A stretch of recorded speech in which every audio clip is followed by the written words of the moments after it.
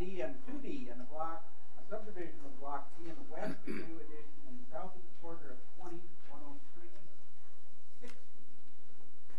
Okay, there's a copy of this plat on page 44 of the packet, and let's see, Mr. Kanger, Jeff Kanger is here representing the, basically they're looking to subdivide this larger lot into two smaller parcels. So, anything we should add about that? Only that they don't intend to. It has their plastics company on the east end of it. They don't see that they ever have a use for the others. You do have good access off of Cedar. off of Cedar there into both lots, if you wish. You might note that I didn't run a utility easement through the center of these because should someone want to buy both and build over the top of that line, then I have to come back and we have to waive it through all of that. But you would have utility easement all the way around three sides. Three sides of both lots. And those, that street, West Cedar, is that platted all the way through? West Cedar, I believe, is, well, one I'm thinking of is the one that comes right into the box factory, and back to That's Pepsi-Cola. Ash, That's that one, those go right up to Ash. There's a tree belt along there that, they would have to remove some trees, but they could bring driveways in directly off of there. I think also the city's done some work on the west end of this with the street that comes from Old Highway 16 up to by the Pepsi-Cola plant. It would run along the west edge of the far west lot. I don't have the plat that in front of me, so I can't give you lot number. That street is not in yet, but I know that where North Central Seed is, and then where Goldie's Campground used to be out there, you have a street that you basically run in there. It's just the street is not installed yet, and I don't know their plan to put it in. But coming off of Ash, it would be either of these lots for the good street. I think that Cedar might be gravel in front of there at this point in time.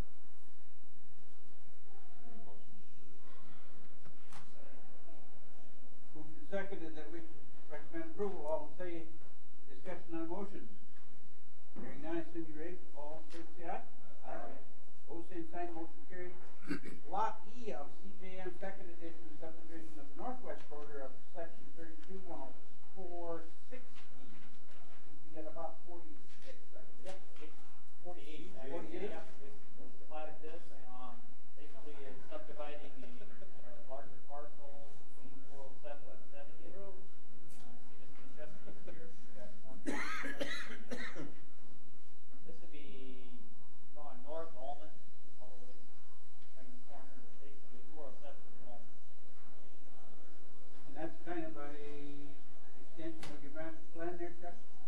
Yes, it's actually 407th, which would be a mile west of Ullman. But 249th is the east-west street there, so this is the intersection of 407th and 249. And we don't have hardly anything left up on 249, so this is like the last lot up there. And our client here owns the land south of this, so he's just adding to his yard. Most recommend approval. Second. Seconded that we recommend approval. Discussion on the motion. Hearing none, I assume you're ready to vote. All in favor say aye. Aye. Next item. Opposed, same sign. Motion is carried. Next item. Plat of Lot B, Block 4, Westwood First Edition and West 21st Avenue. Subdivision of tract A2, Block 4, Westwood First Edition and the northwest quarter of 103-60. This is lot on page 53, this plat of this. This is basically platting off the apartments that we approved the other day. So the attorney shows it. Now they're actually platting off, so they have a legal description and extending 21st. Correct? Yes.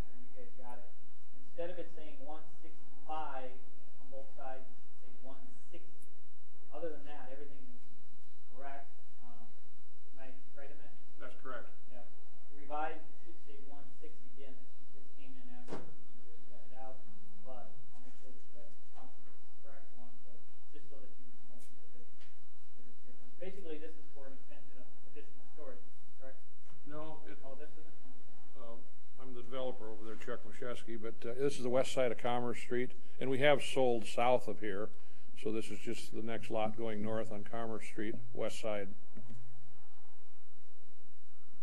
But it's being tabbed with lot 5, correct? This would be an individual owner of 5A. You're saying 160. Yeah, it should say 160 by 160, 165. Move to approve with correction. Moved and seconded that we approve with correction. Discussion on the motion. Hearing none, I assume you're ready to vote. All in favor, say aye. Aye. Opposed, same sign. Motion carried. A plat of lot 2A and 2B,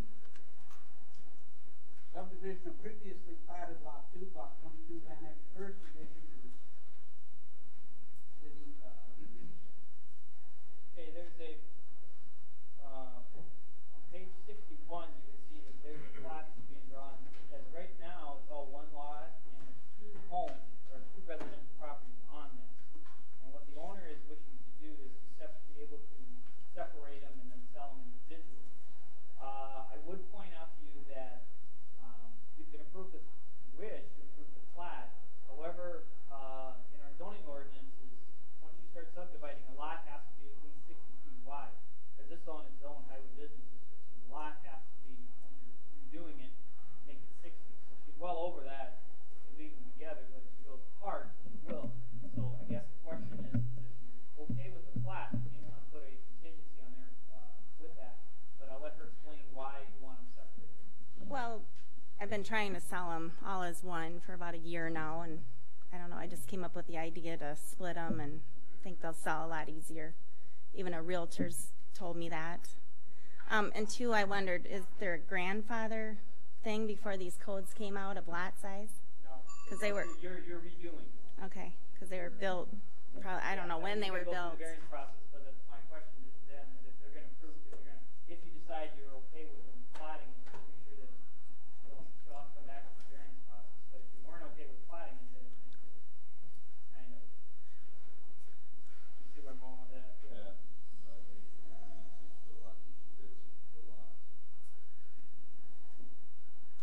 Now, see, this is what the question. Well, I just wanted to make sure that the lot that you were thinking. But I can understand why you want Because the that. houses have always been that close. I don't think the lot size is going to matter because they've always been that close.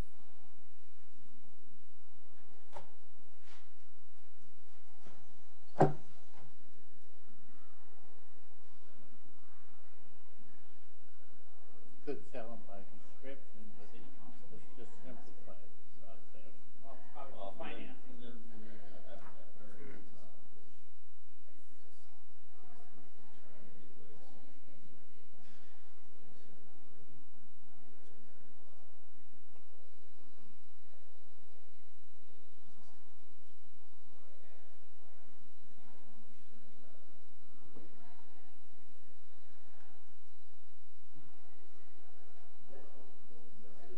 Yeah.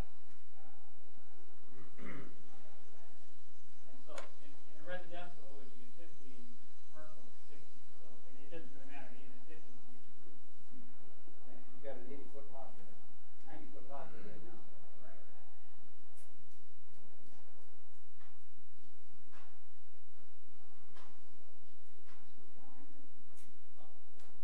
What do you think, guys? Is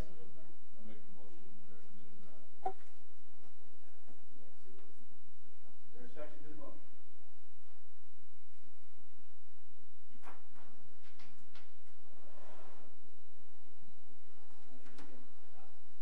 Yep.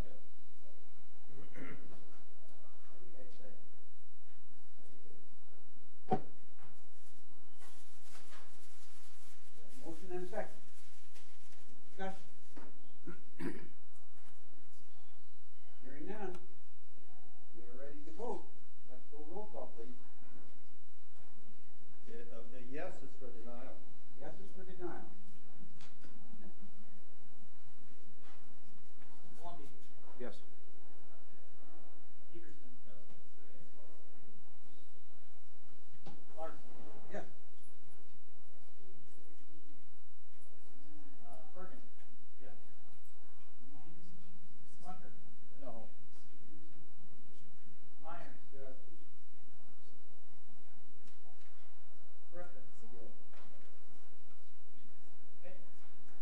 carries. Council will hear this Monday night at the same time, or at 7:30. All right? Then you'll be in touch? Yeah. Council will hear this Monday night. Possible ordinance then regarding to construction prior to securing a building permit. You probably recall we talked about this the last time a little bit, and then we brought up a little bit of council. So right now, I'll just kind of yield to John with that. It seems like some towns have done it. Maybe they have a fee or an ordinance of some sort, and some do is maybe double the building permit fee or something of that nature. But it sounds like the concern is just making sure that it's the person, the contractor or a builder or somebody who is in the profession is more accountable than it is, perhaps a homeowner that didn't know to do that. So that kind of paraphrasing what the discussion is. And so what we just thought we'd bring it back here and see what kind of your initial thoughts are, and which we can draft something for your consideration on today so that you can make recommendations to the council. Yeah, I might comment on that. There's been discussion in the council by various city council members that somebody, by mistake or otherwise, who knows, builds in violation of the building permit of the building code, and then comes to the planning commission and the city council seeking to get their construction validated or legitimized or whatnot, or cured by variance or otherwise, and that there's been some discussion of what are the contractor's liability, and right now the contractor, we don't license contractors, and it's the homeowner's liability. But some people think that the contractor should know better than to start building without a building permit. Whereas at least they should be in a better position to know better than a homeowner might be, because they're in the business. And I don't know what other towns have not really explored it, but I think the city council, or at least some members of the city council, have an interest in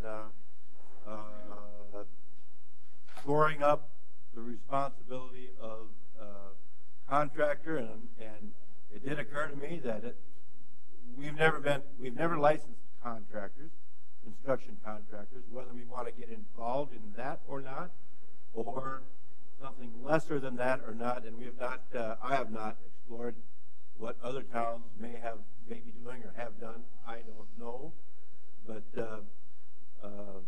Neil may have done more looking at it than myself. I don't know, but there is an interest by some members of the city council that we've got a weakness in our system to that degree, as I've described. And we did talk about individuals that start versus contractors that start a project. And the ultimate thing is that we have a concern that they're willing to pay a fine and leave it, just continue building. So some of us have talked, and I said there's no way, no vote or anything, but that maybe in that it would be, if it's a violation, they pay a fine, and they might have to take it off. I don't know. Well, yeah, we had one just the other day again, where the guy come in, and that was After the fact. yeah, after the fact. John's been catching them. We do penalize, because we always have since I took over before. If they start knowing about a permit, and you can tell the person, you get up there and they kind of got busted, we double the permit. No questions asked. That's how it is. What is But essentially it comes back to the homeowner anyway, which the person pay it. But if the homeowner doesn't sell, we've had both, we go both ways. But the young gentleman that was started building, he was going to get a permit. I don't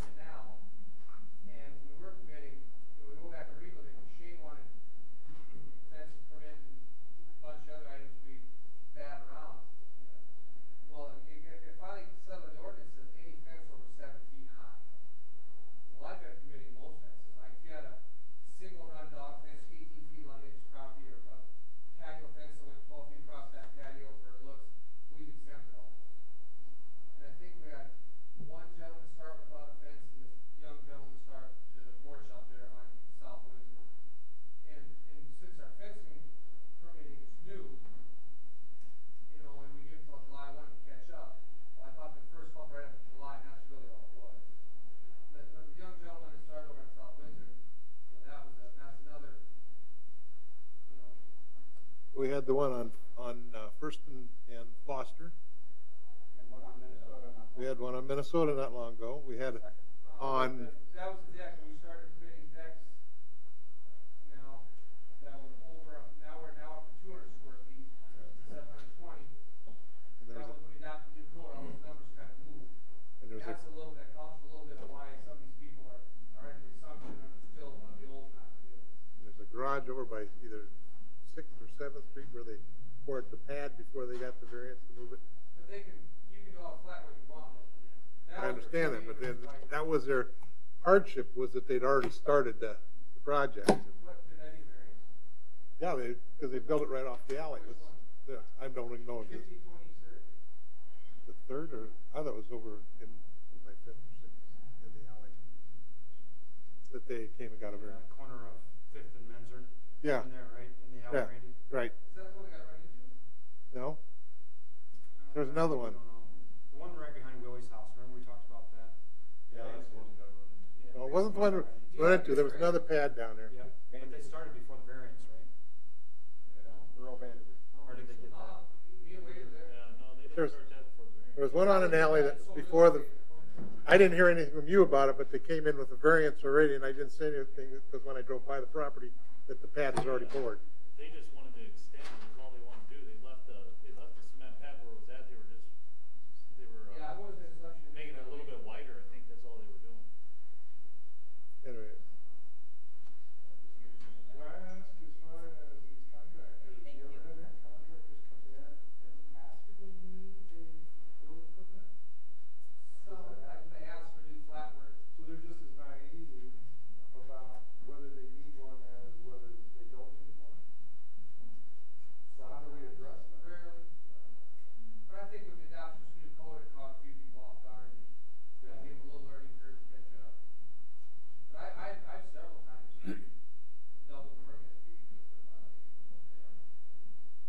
Yeah, but what I'm saying is there's probably a lot of people, whether they're the public or the contractors, that really don't know the rules. And it is in our code book under one of the sections, but it says as the violation is, if you go for a fine, then it's as prescribed by ordinance. So that means the city council has to set a dollar amount.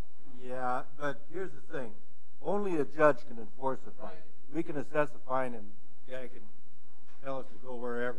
Only a judge can say, you pay the fine or the sheriff takes you to jail.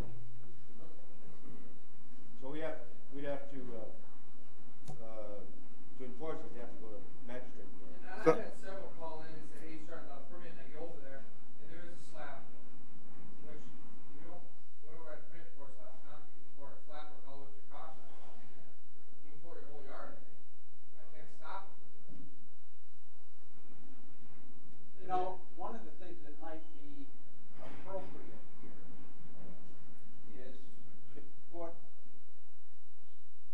in layman's terms, the simpler the better, on the city's website. Building permits are needed for the following. I don't know if you're gonna gain anything by trying to hold a contract. And I do have that. Okay. I would like Neil to look and see if he can find some. Well, here's what I found out. I just got a hold of a couple of the towns. Huron does, they just tap a $50 fee and for the stop order. Here doubles the fee, just like John does. Watertown has a license. So that's how some of them, if they have a license, like Paul has a license, because of a license. So that's how they have it. So that's how most of them do it. And Yankton's a double fee, just like John. And most of the ones And that's you what catch most of them do. most of the ones you catch are small projects. Like they say, I didn't want you to permit to do a 4x4 roof on the deck, you know?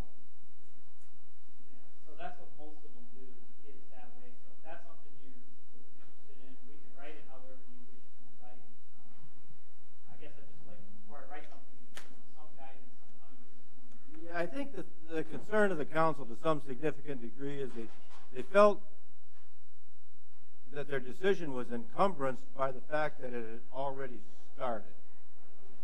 You know, rather than looking at it fresh, you're going to bail somebody out.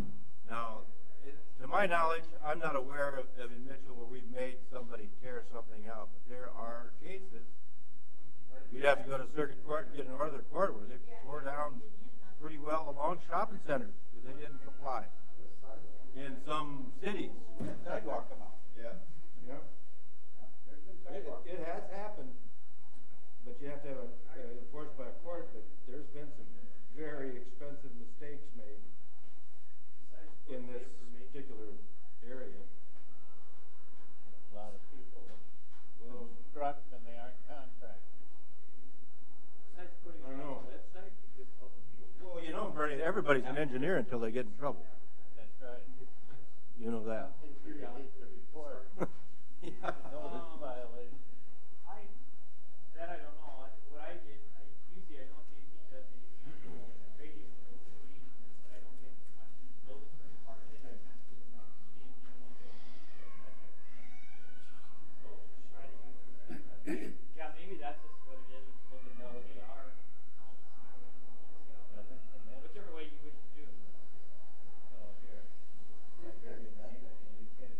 Yeah, you know, and most of the stuff I do is a remodel. Somebody takes out a bathtub and then put it in the house. Right. That doesn't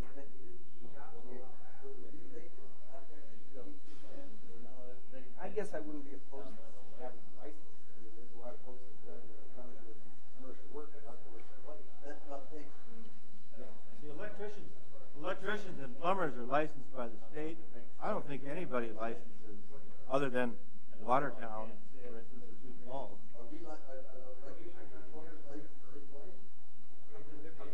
By the state, not the city. Electricians the same. I don't know, other than the local cities that license contractors or construction people within the city, there's no state license for being